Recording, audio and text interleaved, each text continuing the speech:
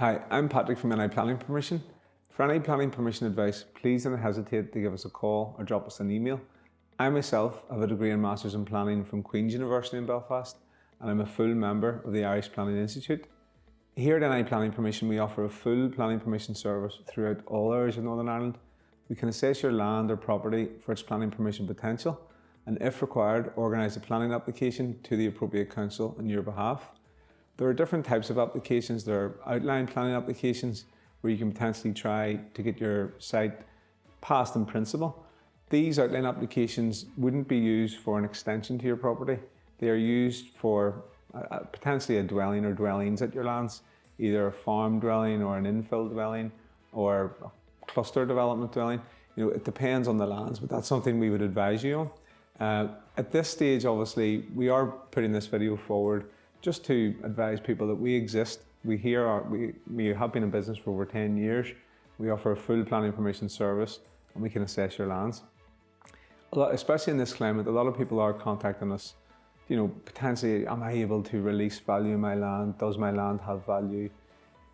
Someone has approached me to buy a part of my garden. Should I seek planning permission first before I sell?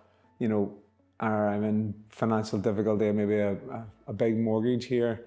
If I can get planning permission on my land, will this help me? And obviously it will, and we have helped a lot of people and have achieved a lot of permissions for people where, they've got maybe 2 dwellings passed on their land that obviously wasn't there before. If you have permission for 2 dwellings, that's going to increase the value of the land, and that could be sectioned off and sold and put on the likes of Property Pal and Property News websites where people can see and they can buy the lands with permission and with outline permission. So that is a big thing, especially in today's economic climate. Planning can be a way of releasing value and also putting yourself, if you are in a bit of a hole with regards to financial, obviously you'd prefer to have, say, 100,000, 200,000 with the value of your land that wasn't there. That is a big thing, and we are seeing, it's becoming a lot more common. If your land has planning permission potential, we will advise you of that within a planning report and then organise an application on your behalf. Also as well, there are a lot of people are contacting us for annex extensions, whether or not they need planning permission for it or whether or not they are eligible for planning permission. If your land or property has a lot of space around it, potentially a detached property, it's slightly easier to get an annex development approved with that type of property, given the room you have available. So that's something we would assess your property. We would see how much land you had available and how big you wanted the annex extension to be. The annex extension will have to be subordinate to the existing property. So through design, we would advise you of how big you could put it, what living area would be, whether or not you need carers accommodation, for your elderly relatives, wheelchair accessibility, things like that. We will go through all that with you, and then we make the application on your behalf. Also, a lot of people are contacting us saying, do I need planning permission for my extension? My builder has said I don't need planning permission if I keep to a certain dimension. If you have a terrace property, a semi-detached property, your extension size permitted without planning permission is slightly less than a detached property. The general rule of thumb would be with a semi-detached or terrace property, if your extension is single story into the rear, it's more 3 meters by 3 meters. But there are obviously other requirements within that. Say, for example, if you're building an extension over a main sewer line, a lot of people don't know that these exist at the rear of their property. It may be adopted, so it means then you do need a build-over agreement. So there could be a lot of issues and hassle there if you carry out an extension, before investigating that and getting the appropriate permissions. So if you ever tried to sell your property, there could be issues there. So we would advise you, we would assess it before you start any works. It means then you're fully covered. Also, a lot of people are contacting us, for change of use in this climate. If they rent a unit, can they get planning permission? Do they need planning permission for, say, hot food or cafes? That's something we'll assess before you sign a lease. We would assess whether or not you need planning permission given the planning history of the unit.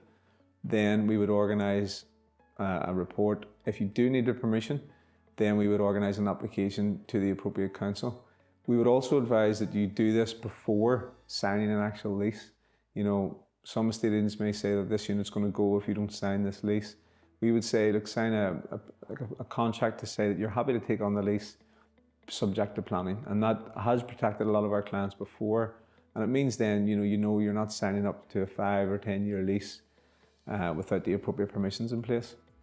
Another thing as well, people are contacting us, they've maybe saw a site that's for sale and it's had planning permission before, but the permission has lapsed. That, there can be a way to potentially get those applications renewed again. It just depends on the site. But you have to sort of use your spidey senses in a sense. If a site is being promoted at £5,000, for a land that a site would be worth maybe 80 to 100,000, your indicator should tell you there could be issues there. So we wouldn't recommend you fully buying any land or property, unless you've done all the necessary checks, you've assessed the planning application history, and you can potentially achieve permission. With regards to these types of lands, there are a lot throughout Northern Ireland. Maybe sometimes people put the foundations in of a land. That may be enough to keep it active. But what we're seeing is, if the access hasn't been put in, there's other conditions of that planning approval would have had to be adhered to. So if you haven't actioned that, then you could have difficulty in actually getting an approval on the lands. The reason why we're making this video is just to let people know that we exist. NI Planning Permission, we've been in business for over 10 years. We offer a full planning permission service. We can create outline applications for dwellings or dwelling at your lands, farm dwellings and extensions. This service, is offering good value for people, but also as well, making sure that you're doing the right thing at your lands and you're not selling lands without, maximising the full potential of it. If you have land and you feel you need planning permission and you feel you would have a good case for planning, then drop us an email with the property address, and all our details are on our website, niplanningpermission.co.uk. If you email it through, we'll go through all the details with you. We can give you a call, and there's no cost for us to give you a call and go through the land details with you, but there can be a cost for us to visit the site and organise a planning application. But that's something we go through with you. Again, Northern Ireland is a small enough place, but we cover all areas of Northern Ireland. We can assess your land and go through it for you. So any questions, just give us a call and we'll go through it for you. Thanks.